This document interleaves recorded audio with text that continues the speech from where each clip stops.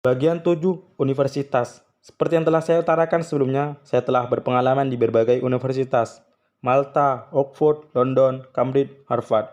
Sebagai mahasiswa bahasa sarjana, dan bagian pengajaran. Saya juga memiliki beberapa gelar, BSc, MD, MA, DPhil, PhD, DEDIS, LLD. Saya berjuang mendapatkan 4 dari gelar tersebut dan sisanya adalah honoris causa. Saya menaruh rasa hormat terhadap universitas. Tetapi tema buku ini bisa juga berlaku untuk universitas tersebut. Sangat baik tetapi belum cukup. Dengan kata lain, universitas sangat baik dalam memainkan permainan yang harus mereka mainkan. Tetapi permainan ini tidaklah cukup. Kedikdayaan yang akhirnya menghambat selalu merupakan bahaya. Kebenaran pengetahuan dan kesarjanaan. Suatu obsesi terhadap kebenaran tidak bisa benar-benar disalahkan, tetapi obsesi seperti ini dapat mencegah perkembangan peran penting spekulasi dan kemungkinan secara mental. Ketika dunia dipenuhi oleh spekulasi dan fantasi, obsesi terhadap kebenaran dapat diterapkan dengan baik di masyarakat. Namun sekarang ini, dunia tidak dipenuhi oleh fantasi dan kepedulian terhadap suatu kemungkinan menjadi semakin penting. Tujuan awal suatu universitas adalah untuk membawa kebijaksanaan yang telah ditanamkan sejak zaman dahulu dan menyediakannya bagi siswa-siswa masa sekarang. Peran kesarjanaan tersebut masih berlaku dengan baik, namun itu tidaklah cukup. Ketika saya masih duduk sebagai mahasiswa, saya membaca tentang psikologi di Oxford, dan yang saya temukan adalah semuanya tentang sejarah psikologi. Dari isi tersebut, hanya sedikit sekali yang mengulas mengenai kepedulian, spekulasi, masalah, dan hal-hal praktis masa sekarang ini. Rasanya cukup dengan mengetahui bahwa seseorang mengajukan suatu ide pada tahun 1850 dan kemudian pada tahun 1922 muncullah teori baru dan seterusnya. Ketika saya berada di Harvard, saya tertarik terhadap kontrol tekanan darah dalam tubuh manusia. Saya merasa bahwa lebih bermanfaat bagi saya untuk mendiskusikannya dengan Profesor Aeronautika di Manchester Institute of Technology atau MIT, karena ia tertarik pada perilaku sistem. Sementara di Harvard, orang-orang berkutat dengan perilaku kesarjanaan mereka yang membahas tentang sejarah peristiwa dan sejarah ide. Saya harus menjalani operasi dan tidak bisa menghadiri konferensi internasional mengenai pemikiran. Jadi, saya melakukan percakapan panjang dengan seorang teman, Profesor David Bernstein dari Universitas Harvard, melalui telepon. Dan percakapan ini disiarkan kepada para peserta. Saya teringat mengenai penekanannya yang berulang kali pada pemahaman. Jika kita memiliki ilmu, kita memiliki pemahaman. Dan dari sinilah kita dapat melaju menuju tindakan. Tentu saja saya setuju dengan hal ini, tetapi pemahaman itu sendiri belum cukup. Kita juga perlu untuk memiliki kerangka pikir dan kemungkinan untuk menciptakan kemajuan. Saya mengakui bahwa tidaklah mudah untuk benar-benar peduli terhadap kebenaran sekaligus membuka jalan untuk kreativitas dan kemungkinan. Meskipun demikian, hal ini sangatlah penting. Berpikir. Karena universitas berkenan dengan kebenaran, universitas harus berkonsentrasi pada pemikiran yang kritis. Sekali lagi, hal ini sangat hebat tetapi belum cukup. Pemikiran yang kreatif, pemikiran desain, dan pemikiran perseptual juga harus diperhatikan. Kebenaran dapat mencegah terjadinya hal-hal yang bodoh dan menjijikkan, tetapi kebenaran itu sendiri tidak membuat suatu terjadi. Untuk hal itu, kita memerlukan suatu pemikiran design thinking. Saya ingin menyarankan kepada setiap universitas untuk memberikan 1 tahun dasar yang terdiri dari 2 mata kuliah utama. Mata kuliah yang pertama adalah berpikir. Mata kuliah ini bisa mencakup pemikiran saya, kreativitas yang praktis, dan pendekatan lainnya yang lebih bersifat operasional daripada deskriptif. Mata kuliah yang kedua adalah keadaan dunia dan masyarakat. Menurut saya tidak cukup jika seseorang memiliki pengetahuan yang dalam mengenai suatu subjek, namun tetap tidak mengetahui apa-apa tentang dunia sekitarnya. Desain atau rancangan. Kegiatan menganalisis sangatlah indah, namun belum cukup. Pengetahuan dan analisa bisa memberikan peta jalan, tetapi kita tetap harus merancang perjalanan kita. Kemana kita pergi? Merancang berarti mengumpulkan apa yang kita punya untuk menghasilkan nilai yang kita inginkan. Merancang berkutat tentang dunia nyata. Merancang berarti berkutat mengenai dunia di luar sekolah dan universitas.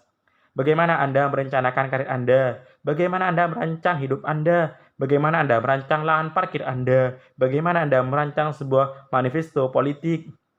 Sejak awal mula, pelajar harus diberikan latihan merancang yang sederhana.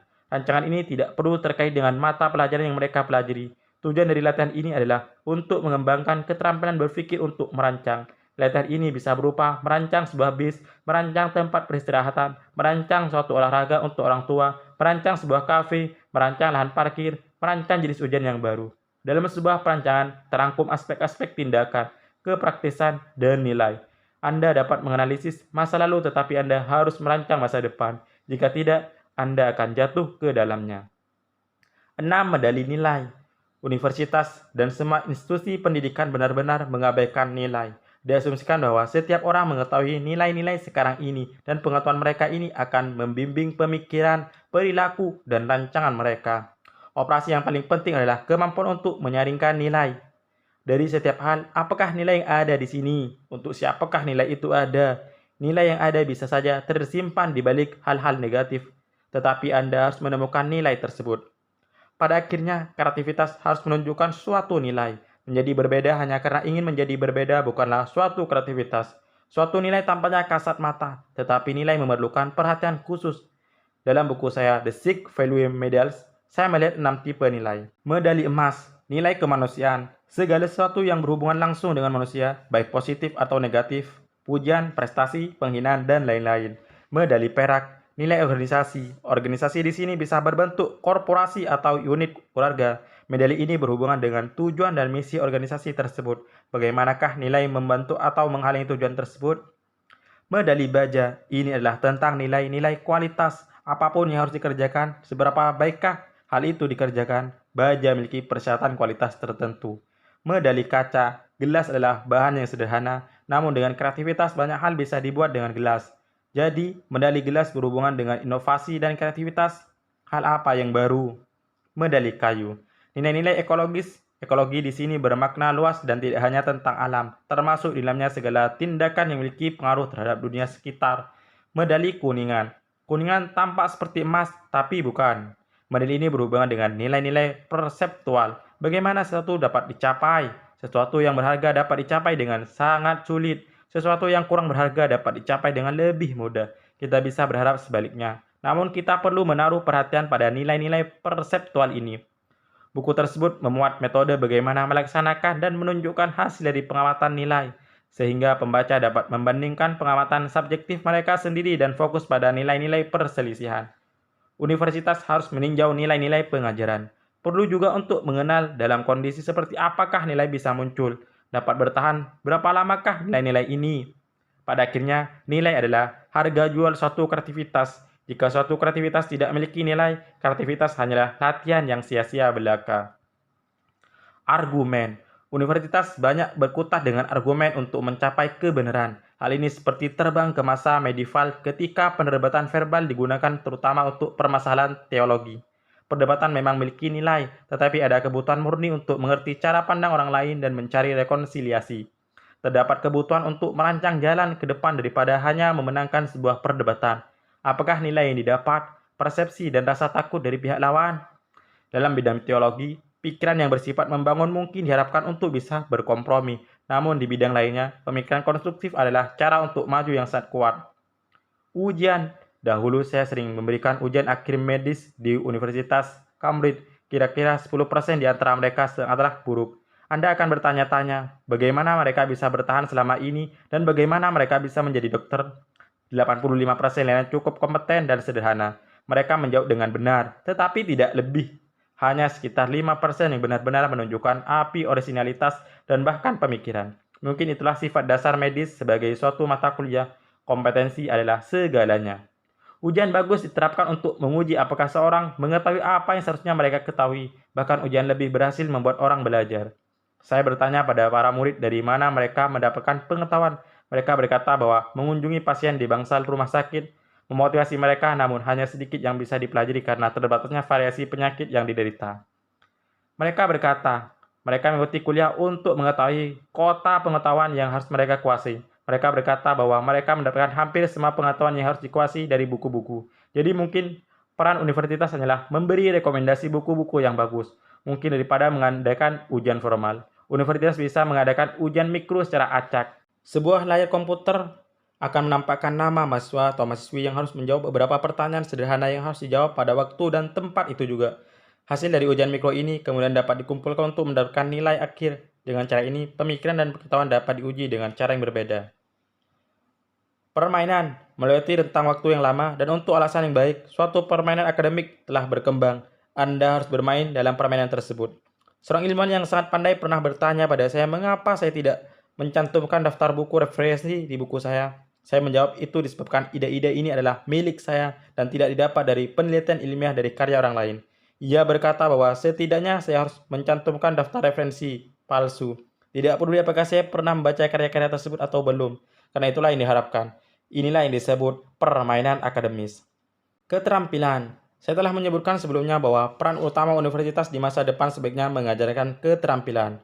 Keterampilan ini bisa berupa keterampilan informasi, bagaimana mendapatkan informasi dari berbagai sumber, termasuk sumber digital, buku, dan staf universitas. Keterampilan berpikir, bagaimana cara berpikir secara kritis, kreatif, dan konstruktif, dan dalam rangka membuat rancangan. Keterampilan manusia, berhubungan dengan manusia, mengatur orang-orang, memahami manusia. Keterampilan profesional, keterampilan yang berhubungan dengan profesi yang dipilih. Ringkasan universitas. Saya pernah diundang untuk berbicara dalam acara World University President Summit yang diadakan di Bangkok. Saya berkata kepada para hadirin bahwa di era digital, universitas sudah ketinggalan zaman. Tujuan awal suatu universitas adalah untuk membawa pengetahuan dan informasi pada masa lalu dan menyediakan untuk diakses oleh para mahasiswa masa sekarang. Pada era digital sekarang ini, saat mungkin Anda mendapatkan informasi yang Anda inginkan tanpa perlu ke universitas. Dengan adanya perkembangan suatu profesi baru mengenai penyediaan informasi, Anda bisa dengan mudah melakukan kontrak dengan penyedia untuk mendapatkan informasi yang Anda butuhkan. Kini universitas harus berkonsentrasi pada keterampilan berpikir, keterampilan merancang, keterampilan manusia, dan lain sebagainya. Universitas-universitas dimaksudkan secara baik untuk melakukan kegiatan yang luar biasa bagi masyarakat. Mereka hanya membutuhkan kemauan untuk melakukannya.